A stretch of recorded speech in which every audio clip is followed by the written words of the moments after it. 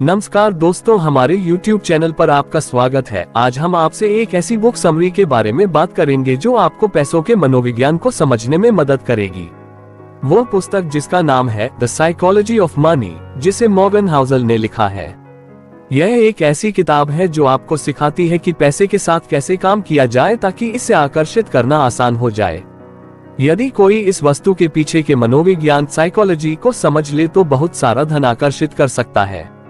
पैसा दुर्लभ नहीं है, बल्कि केवल उन्हीं के लिए उपलब्ध है जो पैसे के खेल के नियमों को जानते हैं। इस पुस्तक को अभी पढ़ें और पैसे के मनोविज्ञान साइकोलॉजी को सीखें और अबंडेंस को आकर्षित करें। कई बार हम ये सोचते हैं कि कुछ लोग बहुत ज्यादा पैसा होने पर भी हमेशा एक मीडियोकर जीवन ही जीते रहते हैं, और कैसे कुछ लोग कम इनकम होते हुए भी लॉन्ग टर्म में करोड़पति बन जाते हैं। आप चाहे माने या न माने, इस समय पैसे को लेकर जो आप फैसला ले रहे होंगे वो आपके आने वाले कुछ सालों के फाइनेंशियल स्टेटस पर असर डालेगा। तो क्यों ना अभी से पैसे के मनोविज्ञान साइकोलॉजी को समझा जाए और जल्दी से जल्दी फायदा लिया जाए। इसलिए आज हम बात करने वाले हैं एक ऐसी ही किताब के बारे में जिसका नाम है द साइकोलॉजी ऑफ मनी, जिसे मॉर्गन हाउसल ने लिखा है। अगर आपने अभी तक हमारे चैनल को सब्सक्राइब नहीं किया है तो वीडियो में खो जाने से पहले तुरंत हमारे चैनल को सब्सक्राइब कर लें। हमारे वीडियो कभी कभी लंबे हो सकते हैं क्योंकि हम वीडियो और बुक कंटेंट पर कभी समझौता नहीं करते हैं, इसलिए वीडियो को अंत तक देखना महत्वपूर्ण है। ये किताब पर्सनल फाइनेंस को ह्यूमन बिहेवियर के लेंस से परखती है। ये कई विषय पर एक ताज़ा नजरिया देती है, जैसे कि बहुत सी पर्सनल फाइनेंस की किताब फोकस करती है ऐसी चीज पर जैसे स्टॉक मार्केट कैसे काम करता है, कैसे स्टॉक्स सेलेक्ट करे जाए या एक पोर्टफोलियो बनाए जाए आदि। हाउसल लोगों और पैसा के बीच की रिलेशनशिप पर फोकस करते हैं। इस पर पकड़ बनाने के लिए कि क्यों लोग खुद को कर्ज के बोझ तले दबाते हैं, आपको ब्याज दर जानने की जरूरत नहीं है। आपको लालच को, सुरक्षा असुरक्षा को और सकारात्मकता ऑप्टिमिज्म को जानने की जरूरत है। अच्छा पैसा होने का आपके स्मार्ट होने से बहुत कम लेना देना है, लेकिन ज्यादा इस बात से लेना देना है कि किस तरह आप व्यवहार बिहेव करते हैं। सही चीजों में एंगेज करें और चांस है कि आप सफल हो जाएंगे। इसी तरह से आप में कितनी भी बुद्धिमत्ता, समझ या अंदर की खबर हो, ये आपको गलत व्यवहार से उपजे परिणाम से नहीं बचा सकता है। किताब का हर चैप्टर एक इंसान को पैसे के प्रति व्यवहार और रवैया एटीट्यूड को दर्शाता है। कुछ व्यवहार अच्छे नतीजे की गारंटी देते हैं, जबकि दूसरे व्यवहार विफलता के। तो चलिए फिर इस किताब के 12 महत्वपूर्ण चैप्टर्स को डिटेल में समझते हैं। Chapter 1, no one is crazy. हर एक की एक अलग सोच होती है कि किस तरह ये दुनिया काम करती है। आपका दुनिया को देखने का नजरिया कई हालात, वैल्यूज और बाहरी प्रभावों से प्रभावित होता है। आपके अपने पैसे के साथ पर्सनल एक्सपीरियंसेस का दुनिया में होने वाली घटनाओं से लेना 0.00000001% है, लेकिन 80% इस बात से है कि आप किस तरह सोचते हैं कि दुनिया कैसे काम करती है। कोई भी चीज आपके डर और अनिश्चितता की ताकत को नहीं रोक सकती है, चाहे आप कितना भी पढ़ ले या खुले विचारों वाले हो जाएं। हम सब ये सोचते हैं कि हमें पता है कि दुनिया कैसे काम करती है, लेकिन हम इसे एक पतले से रेशम के बराबर भी अनुभव नहीं कर पाए हैं। अमेरिका में लॉटरी टिकट खरीदने वालों पर गौर करें। कम आय वाले लोग सालाना $400 खर्च कर देते हैं। ये नंबर हाई इनकम वाले लोगों को भी चौंका सकता है। इसे पैसे की एक उम्मीद या ख्वाहिश का नाम देकर कुछ लोग इसको सही ठहरा सकते हैं। बिना खुद को उनकी जगह पर रखे ये जान पाना मुश्किल है कि वो ऐसा क्यों करते हैं। चैप्टर 2, लक और रिस्क। कोशिशों से आपके नतीजे तय होते हैं, लेकिन किस्मत और जोखिम भी इसमें एक बहुत महत्वपूर्ण भूमिका निभाते हैं। बिल गेट्स उन चुनिंदा हाई स्कूल्स में पढ़े जहां 1968 में कंप्यूटर हुआ करते थे। अगर शिक्षक बिल डगल की कोशिश नहीं होती, जिन्होंने उस समय एक $3000 का कंप्यूटर खरीदा, तो इसकी संभावना कम है कि बिल गेट्स को वही करियर में सक्सेस मिलती। गेट्स खुद ये चीज मानते हैं कि अगर लेकसाइड स्कूल नहीं होता तो आज माइक्रोसॉफ्ट भी नहीं होता। लेकसाइड में 3 बहुत बेहतरीन कंप्यूटर स्टूडेंट्स जो आपस में दोस्त भी थे, बिल गेट्स, पॉल एलन और केंट एवंस। केंट एवंस को भी सक्सेस मिलना तय था, लेकिन उनकी ग्रेजुएशन से पहले ही एक दुर्घटना में मौत हो गई। इसे एक दुर्भाग्य के उदाहरण के तौर पर देखा जा सकता है। किस्मत और जोखिम लेना, ये दोनों वो वास्तविकता है जो हर एक की जिंदगी में उसके खुद के प्रयास के अलावा भी उसके नतीजे पर असर डालती है। ये दोनों चीजें होती हैं क्योंकि सिर्फ आपके प्रयासों के दम पर ही आपको 100% नतीजे मिलने के लिए दुनिया बहुत कॉम्प्लेक्स है। किसी ऐसी घटना का जो आपके कंट्रोल में नहीं है, उसका भी आपके ऊपर अच्छा खास प्रभाव पड़ सकता है। Chapter 3, never enough.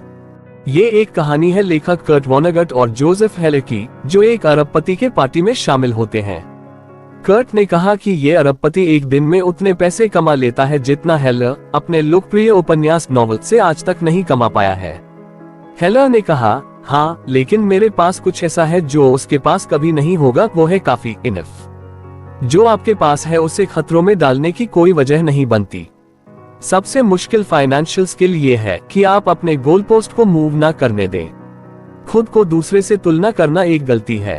वेल्थ और जलन पैदा करने के लिए कैपिटलिज्म अच्छा है, लेकिन सामाजिक तुलना एक ऐसा प्रोसेस है जो कभी खत्म नहीं होती है। आपको इसे सीढ़ी पर हमेशा आपसे ऊपर कोई मिल ही जाएगा।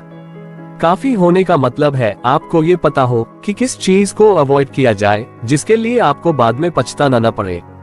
कई चीजें जोखिम लेने के लायक नहीं होती, चाहे उनसे कितना ही फायदा क्यों ना हो।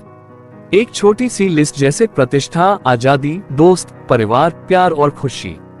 जीतने का सिर्फ एक ही रास्ता है कि आप उस खेल का हिस्सा ही नहीं बने। Chapter 4, confounding compounding. Warren Buffett के पैसों के पीछे एक साधारण सा तथ्य है, वो सिर्फ एक अच्छे निवेशक नहीं है, वो लगातार 75 साल तक एक अच्छे निवेशक रहे हैं।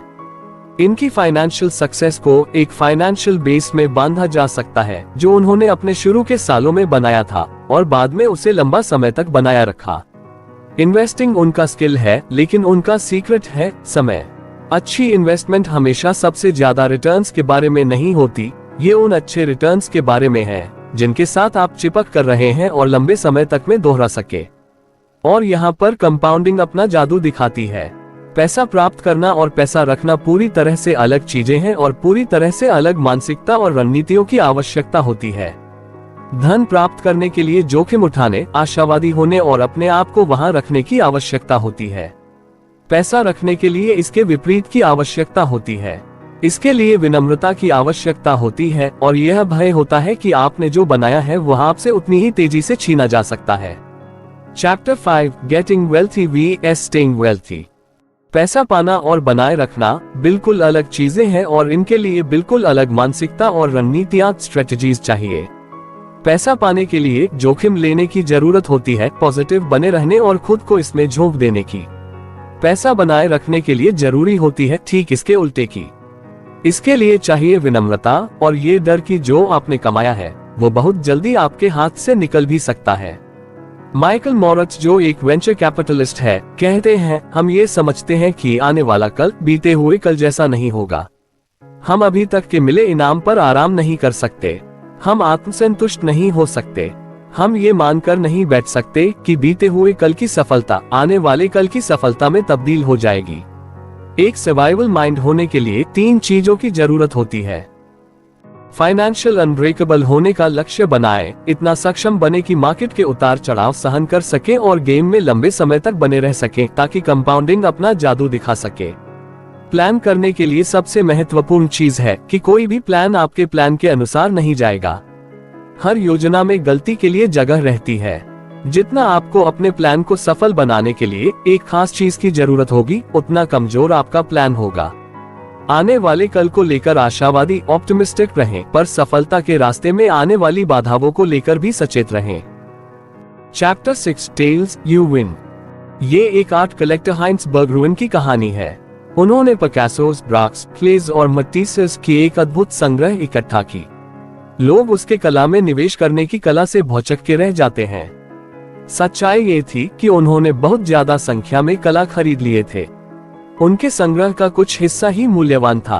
बर्गरूइन कई बार गलत भी हो सकता था, फिर भी आखिरी में वो सही निकलता था। कोई भी चीज जो विशाल हो, लाभदायक हो, प्रसिद्ध हो या प्रभावशाली हो, वो एक टेल इवेंट का नतीजा होती है, हजारों या लाखों में एक इवेंट की तरह।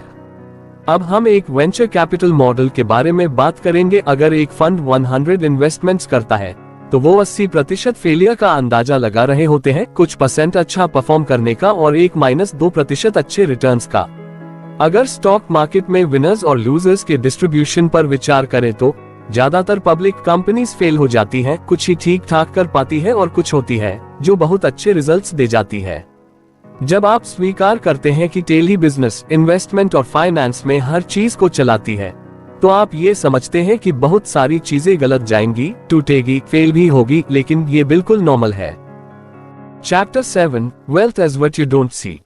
वेल्थ वो फाइनेंशियल एसेट है जो अभी तक किसी ऑब्जेक्ट में कन्वर्ट नहीं की गई है। हाउजल बताते हैं कि जब लोग कहते हैं कि वो करोड़पति बनना चाहते हैं, इसका असल में मतलब ये है कि वो $1 मिलियन खर्च करना चाहते हैं। $1 मिलियन खर्च करना करोड़पति बनने से बिल्कुल उल्टा है। वेल्थ और रिच के बीच में अंतर ये है कि लोग जो बड़े घर में रहते हैं और फैंसी का चलाते हैं, वो रिच है। बड़ी इनकम वाले लोग रिच हैं। वो इस चीज को दिखाते हैं कि वो रिच है। वेल्थ छुपी हुई होती है। वेल्थ वो इनकम है जिसे सेव किया जाता है, ना कि खर्च। वेल्थ का होना है ऑप्शन का होना, फ्लेक्सिबिलिटी का होना और ग्रोथ का होना।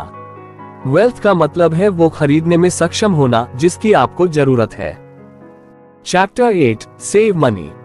एक निश्चित इनकम लेवल के बाद 3 तरह के लोग होते हैं। एक जो बचाते हैं यानी कि सेव करते हैं, दूसरे जो सोचते ही नहीं है कि वो पैसा बचा सकते हैं, तीसरे वो जिनको नहीं लगता कि उनको पैसा बचाने की जरूरत है। आपकी सेविंग रेट आपकी आय या इन्वेस्टमेंट रिटर्न्स से भी ज्यादा महत्वपूर्ण है। लोग क्या सोचते और महसूस करते हैं इसके बारे में चिंता न करें। अपने समय के ऊपर नियंत्रण, कंट्रोल होना और ऑप्शंस होना दुनिया की सबसे मूल्यवान मुद्रा करेंसी है।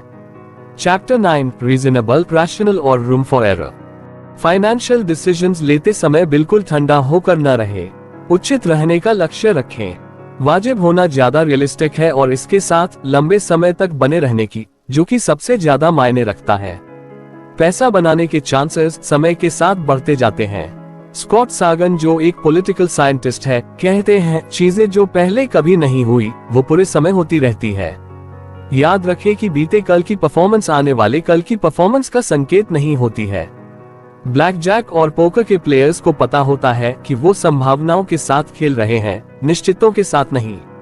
सबसे बेहतर प्लान ये है कि उन चीजों के लिए प्लान किया जाए जो आपके प्लान के हिसाब से नहीं जाती हो। आप इसको गलती के लिए जगह होना भी कह सकते हैं। ये इकलौता तरीका है सुरक्षित रूप से ऐसी दुनिया को दिशा देने का जो कि अनिश्चितताओं से चलती है, न कि निश्चितताओं से। ऐसी चीज के लिए तैयार होना या उम्मीद करना बहुत मुश्किल है जिसे आप देख नहीं सकते। तो आप क्या कर सकते हैं? आप ये कर सकते हैं कि आप फेलियर के सिंगल पॉइंट को अवॉइड कर लें, फेलियर के इम्पैक्ट को मिनिमाइज कर सकते हैं। असफलता का सबसे बड़ा सिंगल पॉइंट ये होता है कि आप अपने खर्च और जरूरतों के लिए सिर्फ एक इनकम के सोर्स पर निर्भर रहते हैं, वो भी बिना किसी सेविंग्स के। बुरे दिनों का फंड एक अच्छा आइडिया है। उन चीजों के लिए पैसा बचाएं जिन्हें आप अनुमान या भविष्यवाणी नहीं कर सकते। Chapter 10, you will change. हम खुद के फ्यूचर सेल्फ के एक बहुत बुरे प्रेडिक्टर होते हैं। हमारी अभी की जरूरतें चाहते वो नहीं होती है जो हमारे फ्यूचर सेल्फ की जरूरतें और चाहते होंगी। लॉन्ग टर्म के लिए सोच पाना और इफेक्टिवली डिसीजन ले पाना बहुत मुश्किल होता है। क्या सच्चाई को स्वीकार करें कि एक इंसान बदलाव होने के लिए ही बना है। आज जो आपके लिए मायने रखता है, हो सकता है आने वाले 10 साल में उसका कोई मतलब ही नहीं रहे। डूबा हुआ लागत, संक कॉस्ट, बीते हुए कल के बुरे फैसले को आगे बढ़ाते जाना जिसकी भरपाई होना अब संभव नहीं है। ऐसी दुनिया में जो लगातार बदल रही है, ये एक शैतान का काम करता है। ये हमारे भविष्य को हमारे अतीत का गुलाम बना देता है। ये उस अजनबी की तरह है जो आपकी जिंदगी के बड़े फैसले लेता है। जैसे कि आपने एक बिजनेस में इन्वेस्ट किया और बुरी तरह फेल हो गए। अब आप इसे जारी रखने का सोचते हैं क्योंकि आप बहुत पैसा लगा चुके हो, बिना ये सोचे कि आगे भी चलकर ये जरूरी नहीं है कि आप पैसा बना लेंगे। जो चला गया वो डूबा हुआ लागत, संक कॉस्ट है। जरूरी है कि हम होने वाले नुकसान से खुद को बचाएं। पैसों के साथ जुड़ी कई चीजों के लिए ये जानना है कि उसकी कीमत क्या है और उसे चुकाने के लिए तैयार रहना। सफल इन्वेस्टिंग एक कीमत मांगती है, लेकिन इसकी करेंसी डॉलर या सेंट नहीं होती। ये होती है अस्थिरता, डर, शंका, अनिश्चितता और पछतावा। ये सारी चीजों को अनदेखा करना आसान है, जब तक कि हम असली में इन्हें फेस नहीं कर लेते। बहुत कम लोग में ये कहने का स्वभाव होता है कि ठीक है, अगर मैं अपना 20% पैसा गवा देता भी हूँ तब भी मैं ठीक हूँ। लेकिन अगर आप अस्थिरता को एक फीस की तरह देखने लगते हैं तो चीजें अलग दिखती है। जब आप लॉन्ग टर्म में इन्वेस्ट करते हैं तो आपको शॉर्ट टर्म में मार्केट के उतार चढ़ाव को स्वीकार करने के लिए भी तैयार रहना पड़ता है। Chapter 11, the seduction of pessimism. Negative सोच सिर्फ सकारात्मक पॉजिटिव सोच से ज्यादा आम नहीं है, ये उससे ज्यादा स्मार्ट भी लगती है। ये आपको बुद्धिमत्ता के तौर पे बंदी बना लेती है और हम इस पर सकारात्मकता से ज्यादा ध्यान देते हैं। अगर आप किसी को ये बताएंगे कि सब कुछ ठीक हो जाएगा तो या तो आपसे वो दूर निकल लेंगे या आपको उलझन भरी निगाहों से देखेंगे। किसी को ये बताएं कि उन पर खतरा है और आपको उनकी पूरी अटेंशन मिलेगी। डैनियल कन्हेमन कहते हैं, ये पॉजिटिव और नेगेटिव एक्सपेक्टेशंस और एक्सपीरियंस के पावर के बीच की असमानता का एक इवोल्यूशनरी हिस्ट्री है।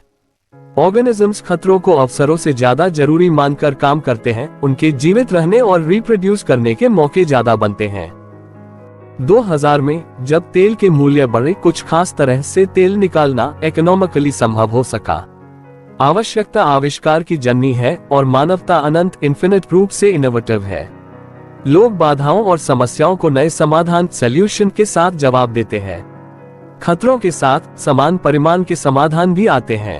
इकोनॉमिक हिस्ट्री का ये एक कॉमन प्लॉट है जिसे अक्सर नकारात्मक विचारक द्वारा भुला दिया जाता है। प्रोग्रेस धीमी होती है लेकिन झटके और आपदा जल्दी और ज्यादा प्रभावशाली होते हैं। रातों रात बहुत सारी संधियां ट्रीटीज होती हैं, लेकिन शायद ही कभी रातों रात चमत्कार होता है। ग्रोथ बनती है कंपाउंडिंग से, जो कि हमेशा समय लेती है। डिस्ट्रक्शन होते हैं फेलियर के सिंगल पॉइंट, जो कि कुछ सेकंड्स में हो जाते हैं, और कॉन्फिडेंस लूज होना वो भी एक झटके में हो जाता है। Chapter 12, confession. इस लेसन में लेखक कुछ अपने फाइनेंशियल बिहेवियर और विश्वास को हाईलाइट करते हैं। हाउसल के फाइनेंशियल डिसीजन की एक ही ड्राइव है, स्वतंत्रता। वो कम खर्च वाली एक्टिविटीज में खुशी खोजते हैं, जैसे एक्सरसाइज, रीडिंग, पॉडकास्ट और लर्निंग। उनके पास कर्ज के पैसे से लिया हुआ घर नहीं है। वो ये मानते हैं कि हो सकता है कि ये एक बुरा फाइनेंशियल डिसीजन हो, पर एक अच्छा मनी डिसीजन है क्योंकि इसमें कम से कम मन की शांति तो है। वो अपने 20% एसेट्स कैश में रखते हैं, जिसमें उनके घर की कीमत शामिल नहीं है। वो एक सेफ्टी नेट बनाने के लिए और इमरजेंसी में अपने स्टॉक्स बेचने से बचने के लिए ऐसा करते हैं। चार्ली मुंगेर कहते हैं, कंपाउंडिंग का पहला नियम ये कहता है कि इसमें बिना वजह के रोक टोक न किया जाए। हाउसल अब किसी इंडिविजुअल स्टॉक्स में इन्वेस्ट नहीं करते। हाउसल ने सभी stock market investments low cost index funds में कर रखे हैं। कुछ लोग एवरेज मार्केट को आउट परफॉर्म कर देते हैं, ये बहुत मुश्किल है, और जो ज्यादातर लोग सोचते हैं उससे कहीं ज्यादा मुश्किल। हर इन्वेस्टर को वो रणनीति चुननी चाहिए जिसके लक्ष्य पाने के सबसे ज्यादा चांसेस हो। ज्यादातर इन्वेस्टर्स के लिए लॉन्ग टर्म में लो कॉस्ट इंडेक्स फंड सबसे ज्यादा रिटर्न देकर जाएंगे। धन्यवाद दोस्तों, मुझे उम्मीद है कि ये समरी आपको पसंद आई होगी। मुझे उम्मीद है कि आप किताब के सभी चैप्टर को अपनी जिंदगी में अपना कर अपनी लाइफ को और भी बेहतर बना पाएंगे। अगर आपने हमारे चैनल को सब्सक्राइब नहीं किया है तो अभी हमारे चैनल को सब्सक्राइब करें, और इसके साथ ही आप वीडियो को लाइक कर सकते हैं और कमेंट में अपनी राय दे सकते हैं, जिससे हमारी प्रेरणा लगातार बढ़ती है। अगर आपको लगता है कि यह वीडियो दूसरों की जिंदगी में मदद कर सकता है तो इसे सभी के साथ शेयर करें। हम जल्द ही और बेहतर वीडियो के साथ मिलेंगे। बहुत बहुत धन्यवाद।